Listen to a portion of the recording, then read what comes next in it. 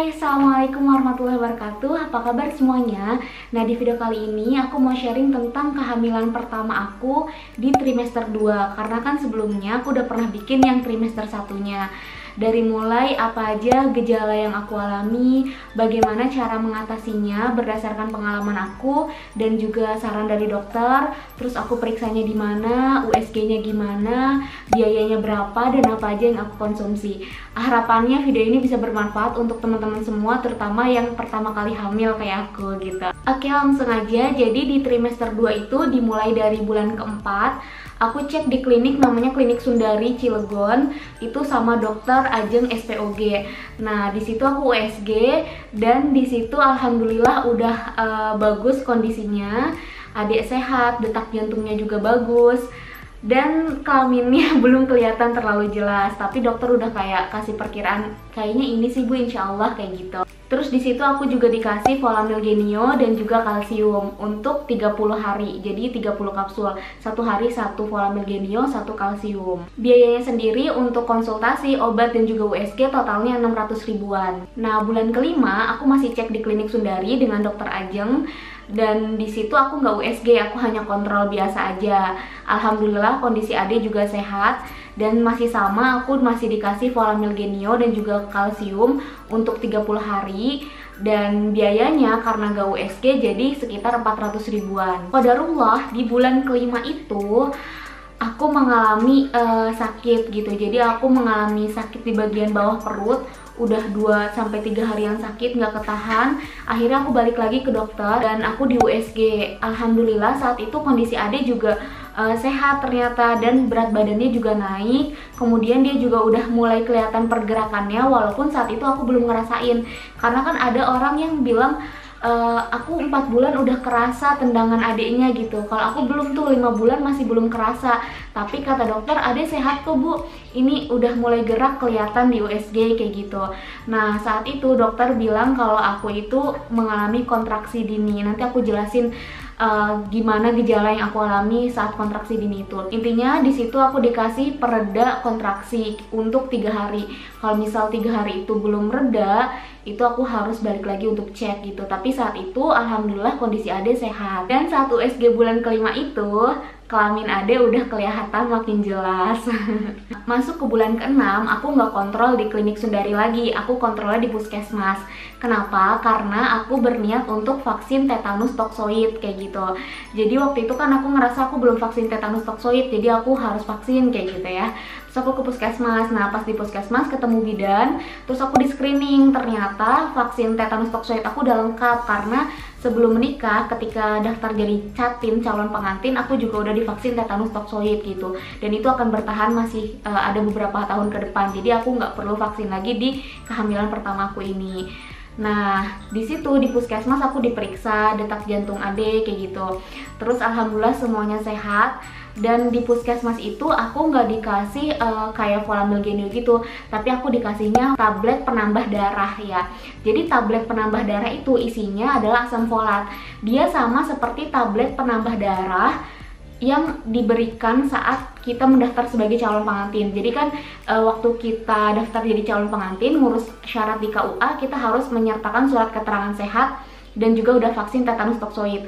Nah, ketika itu kita lakukan di puskesmas, maka akan dikasih juga yang namanya tablet tambah darah. Nah, itu sama seperti tablet tambah darah yang dikasih ketika kontrol kehamilan gitu. Dan juga dikasih kalsium, tapi kalsiumnya itu nggak sebanyak 30 butir, hanya 10 butir buat 10 hari aja. Nah, untuk di puskesmas sendiri biayanya itu gratis, hanya biaya administrasi 10.000 karena aku KTP-nya bukan KTP di sini gitu. Oke, kalau tadi kita udah bahas tentang aku cek di mana dan biayanya berapa, sekarang aku mau bahas tentang gejala apa aja sih yang aku alami di trimester 2 dan bagaimana cara mengatasinya based on pengalaman aku dan juga berdasarkan dari saran dokter atau bidan yang aku temui. Yang pertama yaitu sakit gigi. Jadi awal hamil tuh ibu aku udah bilang, nanti jangan kaget ya kalau kamu tiba-tiba sakit gigi gitu. Nah, di trimester 2 itu ada gigi aku yang bolong dan dia tuh goyang, sakit banget. Sakit banget. Jadi pas ke dokter tuh aku bilang, "Dok, ini gigi saya goyang, boleh nggak ya dicabut?" Dokter bilang, "Nggak boleh, harus tunggu copot sendiri. Atau kalau mau dicabut nanti setelah lahiran." Dan kata dokter, kalau kita ke dokter gigi pun, dokter giginya nggak akan mengizinkan untuk kita cabut gigi gitu di saat kita hamil. Dan aku juga nggak dikasih obat apapun. Kata dokter, udah biarin aja, sabar kayak gitu. Jadi nggak boleh asal minum obat, nggak boleh sembarangan minum obat.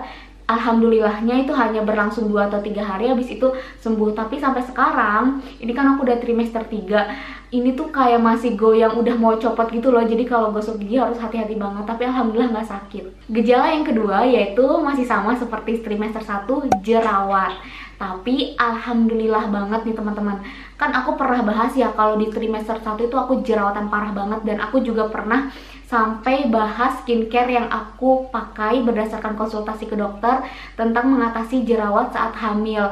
Kalian bisa cek videonya di sini. Dan itu tuh aku bener-bener kayak jerawatan parah banget di trimester 1.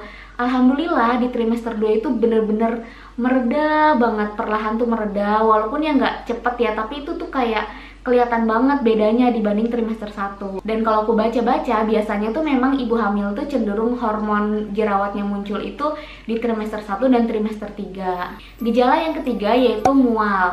Nah, untuk mual ini, kalau trimester 1 aku tuh mual di pagi sama malam hari. Diasup makan dikit, keluar lagi muntah, makan dikit, keluar lagi muntah, dan gak ketahan. Tapi di trimester 2 itu mualnya masih ada, cuma alhamdulillah jarang banget.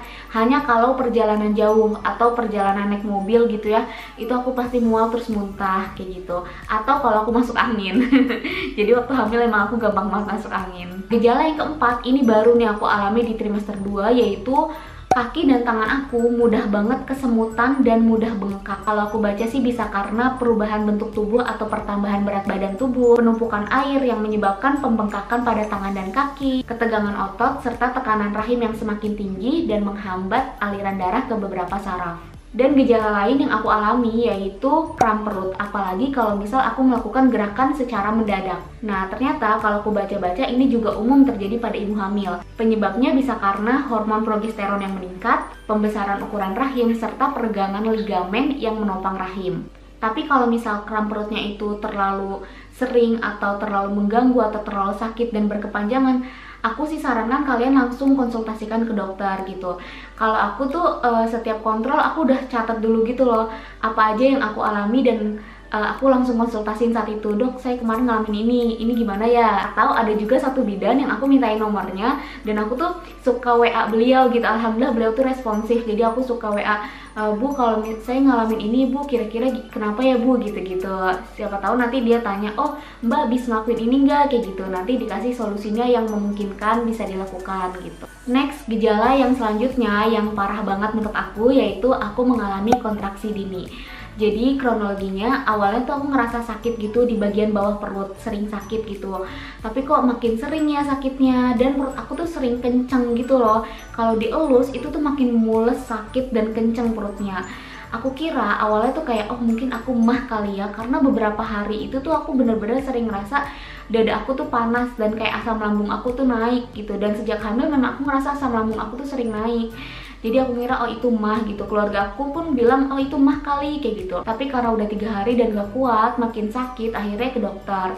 Nah pas ke dokter, dokter bilang kalau aku mengalami kontraksi dini. Dan saat itu aku dikasih pereda kontraksi, obat pereda kontraksi untuk 3 hari, dan aku disuruh bed rest total. Jadi sholat di kasur, makan di kasur, aku cuma jalan ke kamar mandi, bener-bener istirahat total. Tapi saat itu di USG juga alhamdulillahnya Ade tuh udah nambah berat badannya, kondisinya juga sehat, detak jantungnya baik, terus dia udah kelihatan pergerakannya kayak gitu. Padahal aku belum ngerasa ini gerakannya di perut aku, tapi menurut dokter saat di USG itu Ade udah mulai ada pergerakannya. Jadi alhamdulillah Ade sehat, tapi aku aja yang disuruh bed rest. Kata dokter sih penyebabnya bisa karena kecapean atau banyak pikiran. Alhamdulillah setelah 3 hari mengkonsumsi pereda kontraksi itu, dan istirahat total, aku alhamdulillah kembali normal lagi. Jadi sakitnya udah nggak ada. Awalnya tuh aku gerak dikit aja tuh sakit banget, bener-bener sakit di bagian bawah perut aku. Next, gejala selanjutnya yaitu ini umum banget sih terjadi, yaitu sembelit atau susah buang air besar. Jadi aku tuh ngalamin sembelit yang sampai 3 hari sekali aku baru buang air besar. Aku udah konsultasiin ke dokter juga waktu kontrol, katanya itu memang umum terjadi, tapi aku harus tetap usaha untuk makan buah dan sayur dan konsumsi air yang cukup. Nah, jadi dari situ aku bener-bener hampir tiap hari aku tuh makan pepaya sama semangka, terus aku juga makan sayur bayam karena aku suka banget bayam, dan aku minum air yang cukup. Nah, di trimester 2 ini selama 6 bulan, alhamdulillah berat badan aku naik 10 kiloan. Aku ngerasa ini adalah berat badan terberat aku selama aku hidup. Dan aku ngerasa banyak banget perubahan yang terjadi. Aku jadi mudah lelah, ngap banget gitu. Dan aku pun kayak apa ya, ya Allah aku gendut banget ya. Aku sering banget ngerasa insecure gitu. Sampai aku sering bilang ke suami aku, dan alhamdulillah dia selalu support aku kayak gak apa-apa, ada ade di dalam gitu, gak apa-apa, yang penting kita tetap jaga konsumsi pola makan yang sehat, yang baik, yang gak berlebihan. Kalau itu nambah ya kita berdoa semoga itu adalah kebaikan untuk ade kayak gitu.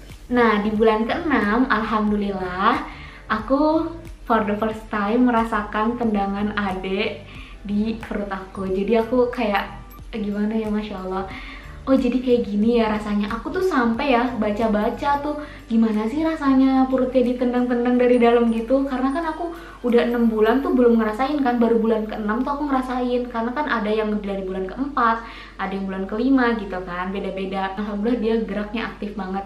Dan di bulan ke-6 tuh lucu banget, dia geraknya tuh per periode gitu. Jadi jam 3 pagi, jam 6 pagi, jam 9 pagi, jam 12, terus jam 3. Jadi kayak per 3 jam gitu dia aktif bergerak. Tapi kalau sekarang aku udah trimester 3, dia udah gerak setiap jam. Alhamdulillah. Oh iya, perubahan lain yang juga aku alami yaitu munculnya stretch mark. Dari kehamilan muda aku tuh udah mulai ikhtiar rutin pakai bio oil sebelum tidur. Kalau nggak lupa aku selalu pakai bio oil. Jadi aku olesin bio oil di bagian perut gitu. Tapi qadarullah stretch marknya itu masih tetap muncul kalau di aku ya. Ya masing-masing pigmen kulit orang kan beda-beda, yang nggak apa-apa lah, yang penting udah ikhtiar, dan selama itu nggak bikin adik kekurangan suatu apa gitu ya, itu nggak masalah. Selama adik tetap sehat, insya Allah nggak masalah. Sekian dulu kayaknya video sharing aku kali ini. Saling mendoakan ya, semoga teman-teman yang lagi hamil, aku juga, janin kita semua sehat, lancar juga kehamilannya, lancar proses kelahirannya. Dan kita juga doakan yuk teman-teman yang sedang berjuang untuk menanti momongan, semoga Allah segerakan, Allah mudahkan niat baiknya. Maaf kalau ada kata-kata yang salah. Sekian dulu video kali ini, sampai jumpa di video selanjutnya. Dadah, assalamualaikum warahmatullahi wabarakatuh.